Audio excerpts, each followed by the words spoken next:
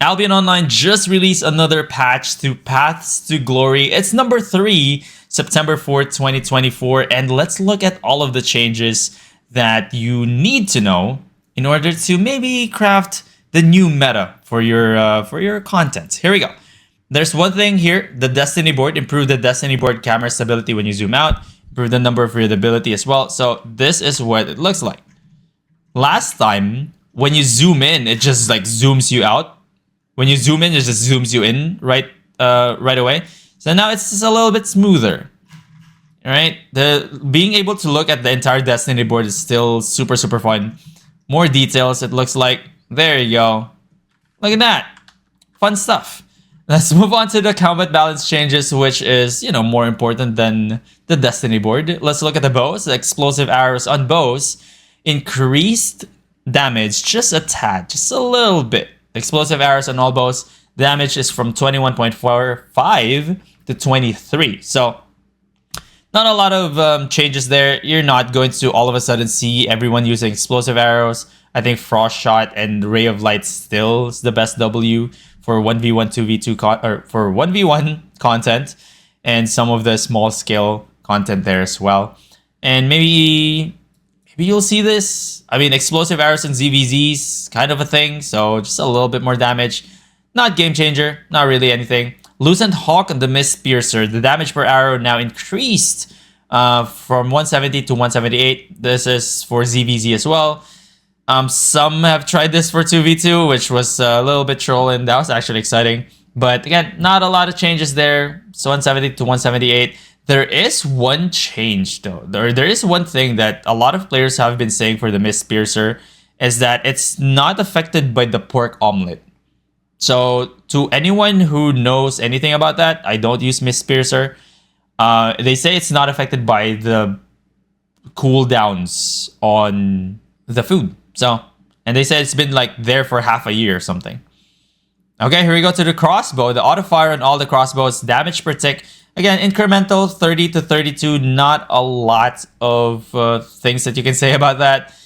Auto fire for 1v1 has been a thing for brawl comps. So 30 to 32, not really something to write home about. But to those who are using auto fire on all crossbows, I rejoice. You do 2 more damage per tick. The Curse Staff on the Damnation. The Cataclysm on the Damnation Staff.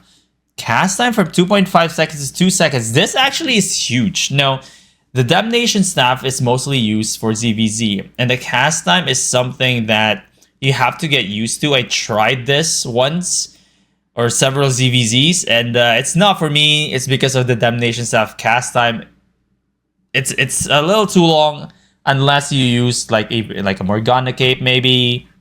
Which, it's not really something that you want to use in a ZVZ, but most of the time, you may want to use a Scholar Robe to further increase your cast time. So it is from 2.5 seconds to 2 seconds, but again, in the ZVZ situation where they're already using an item to help them cast that faster, this is probably not going to be anything significant. There was someone who used Damnation Staff in 1v1 at one point.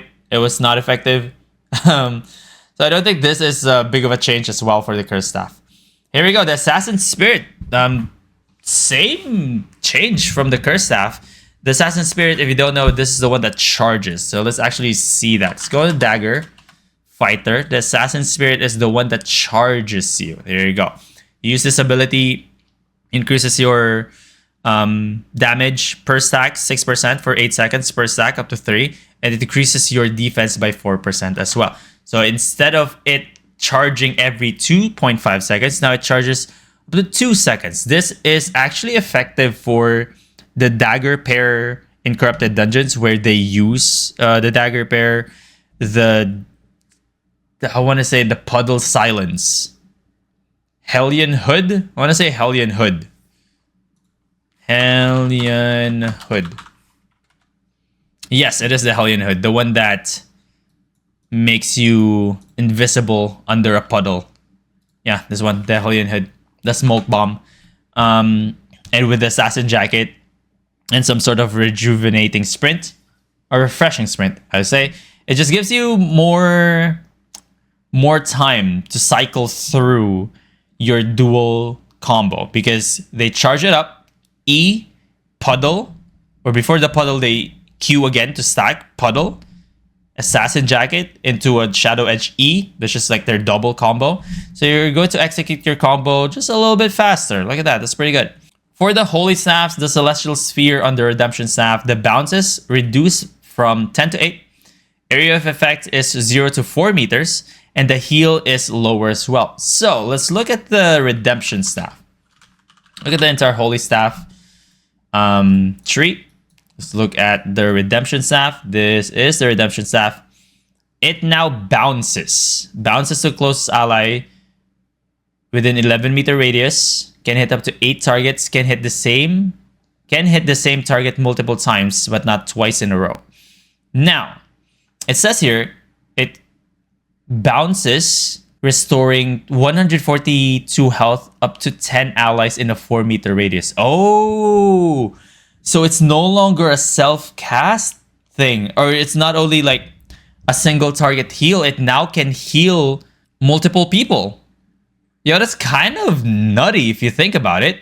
You can just use this to reset 142 up to 10 allies, and it bounces up to 8 times. So you can kind of just group together for like a reset. You can just group together and get all of the heals in the world. Ah, that's pretty cool. I wonder if they're going to use this in a small scale. In PvE, group PvE, I can see this being used, but I don't know if this is better than a Fallen Staff for PvE or a Hollow Fall for PvE on a 25-second cooldown. How much is the cooldown for Hollow Fall? There's the 130 that will get reduced. Like the reduction is going to be reduced to 25. A Fallen Staff has a 30 seconds cooldown. This being 25, I don't know, 142 8 times with bouncing. This is 490. It also cleanses the debuffs as well. This might be an option if you just want to reset. Let it just bounce 8 times. We'll call that 1,000 heal for 10 people. That could be an okay swap, I would say. The Divine Protection of the Divine Staff AoE heals no longer triggers automatically when the shield expires. Instead, the spell can manually be reactivated to detonate the shield and trigger the AoE heal, and the affected allies is from 5 to 10. So this one is the... Boom. No. This. Divine Staff. The Divine Staff now has 2 stages. Divine Protection increases your shield, gives you a shield for like 1500. There's like 0 specs, by the way. I have 0 specs in this one. On this staff right here. 1500 before resistances. That's the shield. And you can just trigger it manually to heal. So in the past, you would have to wait for that if it's unbroken, right? If it's unbroken, in the 4 seconds that the shield is there, you heal. But if it gets broken, you just don't heal. You just get that shield. And for 20 seconds cooldown, that's not really good. Now you can just take advantage of the shield. If you think that the shield is about to be broken, you can just Divine Grace. Now, it is important to note that the shield has to be there before you can use the Divine Grace. So, if you use the shield, gets purged, I don't think you can use the Divine Shield again, or the Divine Grace. Because it says, as long as the shield remains unbroken, you can cast the Divine Grace. So there's that. I don't think the Divine Protection or the Divine Staff is still going to be used in like any type of content. I really, really doubt it. Moving on to the Nature Staff, the Cleanse Heal on all the Nature Staff increases across the board. This is actually one of the skills that you would use sometimes in 2v2 situations if you are using the Nature Staff as a cleanse. The protection is still definitely better, but in situations where, say, your opponent is a dagger pair and has Sunder, and you can just cleanse that, You get more heals for the nature staff. Look at that. Maybe they can even use it in 1v1 PvP for patch number 4. The Shapeshifter Staff, it just keeps on getting nerfed. The piercing light on the light collar, just a little bit though, just a little bit. 92 to 83 damage. Not something to write home about. But then unstable projectile and our Shapeshifter Staff, which we shall see. Shapeshifter Staff. The unstable projection. I believe this is it. There you go. Unstable projectile. This is the Q1. This is essentially like the Q1 of the Fire Staff. 0.8 cast time, 12 range, 10 cost.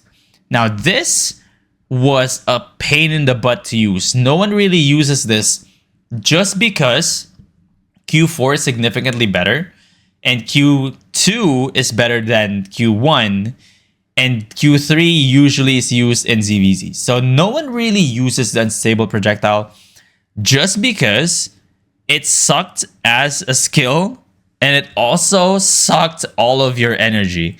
It's not something that you would want to use if you want energy or mana in your character because it's way too much. It was way too much in the energy cost department. And they're reducing the energy cost from 7 to 10. Or 7 to 4. Again, Q2's better. Q4's better. I don't know. I don't know if this is a thing. But yeah, the light explosion. I believe this is it. The piercing light. The explosion now reduced. If enemies marked by light spark, cause an explosion in 5 meter radius. But again, that's just the explosion though. So the beam is still the same. It's still okay. Don't worry. You can still use it. And this is a very minimal damage reduction. The spears, the Razor's Edge on the Rift Glaive, the range from 20 meters to 17 meters. This is usually used for bombing. Really good for bombing. It's awesome even if you are on the receiving end of it. It's just a lot of long range damage. 17 meters, still pretty good. 20 though is obviously ideal. 17 is still pretty good for bombing. They're going to invest anyways, so there's that. To those who are using the Rift Glaive, just know that you're 3 meters shorter now with your E. With the War Gloves, the Create opening on all the War Gloves, damage from 60 to 72. The Create opening, if you didn't know, the War Gloves, right here. Let's look at the War Gloves, shall we? War Gloves, Great opening is this, I believe. Oh, no, it's not. Wait, what? Where is it? Oh, it's the first one. Great opening. Damage from 60 to 72. Oh, they increased it. Fleet work on gloves as well. They increased the damage. Oh, they increased the damage.